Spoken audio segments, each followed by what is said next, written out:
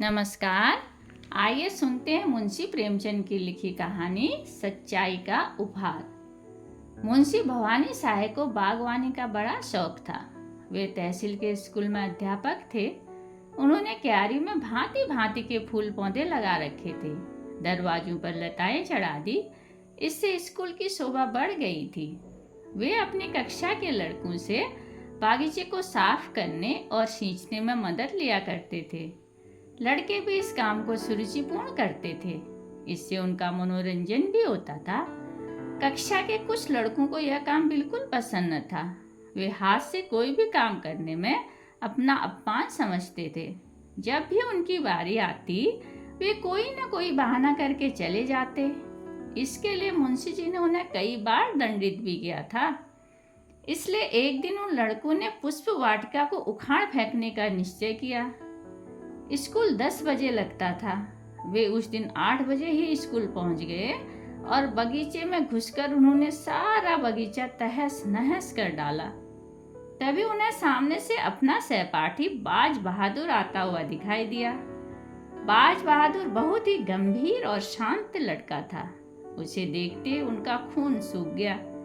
उन्हें विश्वास था कि वह मुंशी जी को बताए बिना नहीं रहेगा। उनमें से जयराम ने आगे बढ़कर कहा, देखो बाज बहादुर, जो कुछ तुमने देखा है मुंशी जी से न कहना। बाज बहादुर बोला, मैं स्वयं कुछ नहीं कहूँगा, लेकिन मुंशी जी ने पूछा तो झूठ भी नहीं बोलूँगा।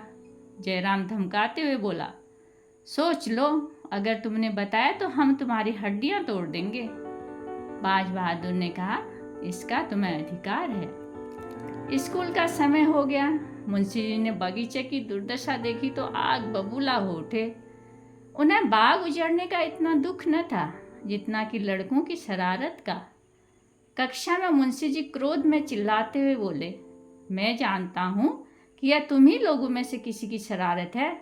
जिसे मालूम हो साफ साफ कह दे, नहीं तो मैं किसी को भी क्षमा नहीं करूँगा। एक लड़का भी न बोला। मुंशी जी ने एक एक से पूछना शुरू किया। सब जवाब में नहीं मालूम कहते हुए गर्दन नीचे किए खड़े रहे।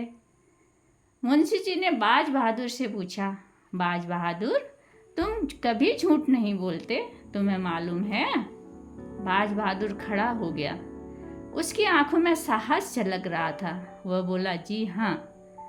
अपराधियों ने बाज बहादुर की ओर घूर कर देखा। वे पहले ही बाज बहादुर से ईर्ष्या करते थे। अब उसकी सच्चाई के कारण उससे बदला लेने पर उतर आए। मुंशी जी ने अपराधियों को कड़ा दंड दिया। साथ ही चाल चलन के रजिस्टर में उनके नाम के आगे काला चिन्ह बना दिया। छुट्टी होने के बाद बाज बहादुर घर की तरफ चला। रास्ते में अमरूद का एक बाग था। वहीं जयराम और उन लड़कों ने बाज बहादुर को घेर लिया। बचने का कोई उपाय न था। बाज बहादुर ने आगे कदम बढ़ाया तो जयराम बोला, इतनी जल्दी क्या है? सच्चाई का इनाम तो लेते जाओ। यह कहकर वे चारों एक साथ बाज बहादुर पर टूट पड़े। बाज बहादुर भी उनका मुकाबला करने लगा। लड़ाई में बाज बहादुर की पसली में जयराम का एक ऐसा घूसा पड़ा कि वह एकदम चकरा कर गिर गया। जयराम और उसके साथी बाज बहादुर की यह हालत देखकर डर गए और यह समझकर कि उसकी जान निकल गई वहां से भाग निकले। कोई 10 मिनट बाद बाज बहादुर को होश आया। वह हिम्मत करके उठा और लंगड़ाता हुआ घर की ओर चला गया। उधर जयराम अपने साथियों के साथ सलाह करने लगा कि अब क्या किया जाए। बाज बहादुर यदि मरा नहीं तो शीघ्र ही मुंशी के पास जाएगा और मुंशी जी उनकी खाल उधेड़ देंगे।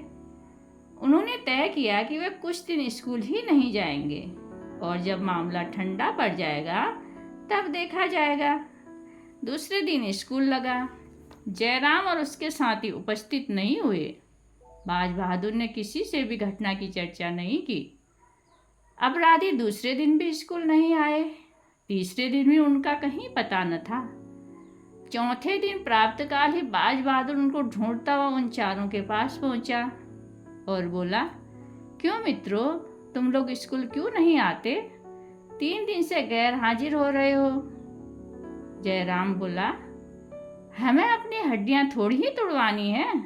तुमने मुंशी जी से खूब बड़ा चढ़ाकर हमारी शिकायत की होगी।